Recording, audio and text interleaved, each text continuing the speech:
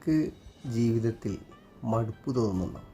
എന്നും ഒരേ ജോലി, ഒരേ പ്രവൃത്തികൾ, യാന്ത്രികമായ ജീവിതം ഇങ്ങനെയൊക്കെ തോന്നുന്നുണ്ടോ? എങ്കിൽ നിങ്ങൾ ചെയ്യേണ്ടത് നിങ്ങൾ പുതിയൊരു കാര്യത്തിലേക്ക് ലക്ഷ്യം വെക്കുക എന്നുള്ളതാണ്. നിങ്ങൾക്ക് താല്പര്യമുള്ള എന്തെങ്കിലും ഒരു കാര്യം, ഒരു പുസ്തകം വായിച്ചു തീർക്കണമെന്നോ അല്ലെങ്കിൽ സ്പോർട്സ് സംബന്ധമായിട്ട് ഇത്രയും ദൂരം ഓടി തീർക്കണമെന്നോ അല്ലെങ്കിൽ നടന്നു തീർക്കണമെന്നോ അങ്ങനെ എന്തും ഒരു ലക്ഷ്യമായിട്ട് നിങ്ങൾ സ്വീകരിക്കുക.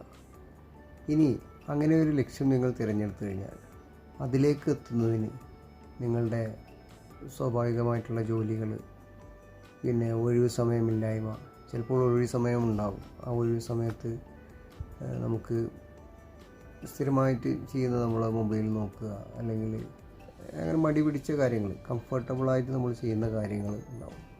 അത് ഒഴിവാക്കാൻ നമുക്ക് ഭയങ്കര പാടായിരിക്കും. ആ സമയത്ത് നിങ്ങൾ നമ്മുടെ ലക്ഷ്യത്തിലേക്ക് സഹായിക്കുന്ന ഒരു കാര്യം 2 മിനിറ്റ് ചെയ്യുക, അല്ലെങ്കിൽ അതിൻ്റെ കുറച്ചൊരു ഭാഗം ചെയ്യുക. അങ്ങനെ നമ്മളത് കണ്ടിന്യൂ ചെയ്യുക.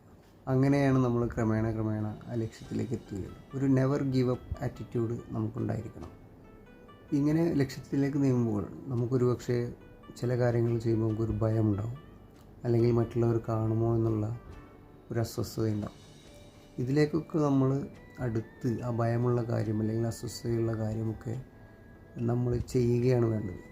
ഒരുപാട് ചെയ്യാൻ പറ്റിയില്ലെങ്കിൽ 1 മിനിറ്റ് ചെയ്യാൻ പറ്റുമെങ്കിൽ 1 മിനിറ്റ് ചെയ്യുക, അല്ലെങ്കിൽ അതിൽ കുറച്ച് ഭാഗം ചെയ്യാൻ പറ്റുമെങ്കിൽ കുറച്ച് ഭാഗം മാത്രം തുടക്കത്തിൽ ചെയ്യുക.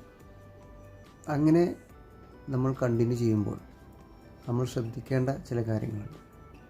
എത്ര ചെറിയ സൗകര്യമായിരുന്നാലും നമ്മുടെ ബെഡിലിരുന്നു കൊണ്ട് ഇരുന്ന് ചെയ്യുന്നവർക്കൊക്കെ ആണെങ്കിൽ നമ്മൾ ബെഡിലിരുന്നു കൊണ്ട് ചെയ്യാതിരിക്കുക. അപ്പോൾ നമുക്ക് ഉറങ്ങാനും വിശ്രമിക്കാനും ഒക്കെ ഉള്ളൊരു ടെൻഡൻസി ഉണ്ടാവും. അപ്പോൾ അതുകൊണ്ട് അത് ഒഴിവാക്കുക. പിന്നെ ഈ ലക്ഷ്യത്തിൽ നമ്മൾ എത്തിക്കഴിഞ്ഞാൽ എന്തൊക്കെയാണ് ഉണ്ടാവുക എന്നുള്ള കാര്യങ്ങൾ നമ്മൾ വിഷ്വലൈസ് ചെയ്യണം. ഇതുപോലെ ലക്ഷ്യത്തിൽ എത്തിയിട്ടുള്ള ആളുകൾക്കുള്ള സൗകര്യങ്ങൾ, അല്ലെങ്കിൽ അവരനുഭവിക്കുന്ന സൗകര്യങ്ങൾ, ഇതൊക്കെ നമ്മുടേതായിട്ട് നമ്മൾ വിഷ്വലൈസ് ചെയ്യണം. ലക്ഷ്യത്തിലെത്തിക്കഴിഞ്ഞാൽ നമുക്ക് എന്തൊക്കെ കാര്യങ്ങളുണ്ടാവും എന്നുള്ളത് നമ്മൾ വിഷ്വലൈസ് ചെയ്യണം. അത് നമുക്ക് ഈ ലക്ഷ്യത്തിലേക്ക് നീങ്ങാൻ കൂടുതൽ പ്രചോദിപ്പിക്കും. നമ്മുടെ ജീവിതത്തിൽ കൂടുതൽ ഉത്സാഹവും കാര്യപ്രാപ്തിയൊക്കെ കൊണ്ടുവരുന്നതിന് സഹായിക്കുന്ന ഒരു കാര്യമാണ് നേരത്തെ എണീക്കുക എന്നുള്ള ശീലം. അത് നമ്മൾ ഉണ്ടാക്കിയെടുക്കണം. ഒഴിവ് സമയങ്ങളിൽ മൊബൈൽ ഫോൺ ഉപയോഗിക്കുന്ന ശീലം നമുക്കുണ്ടാവും. അപ്പോൾ ഒരുപാട് സോഷ്യൽ മീഡിയ ഒക്കെ നോക്കി ഒരുപാട് സമയം കളയുന്ന ആ ശീലം നമ്മൾ കുറക്കാൻ ശ്രമിക്കുക.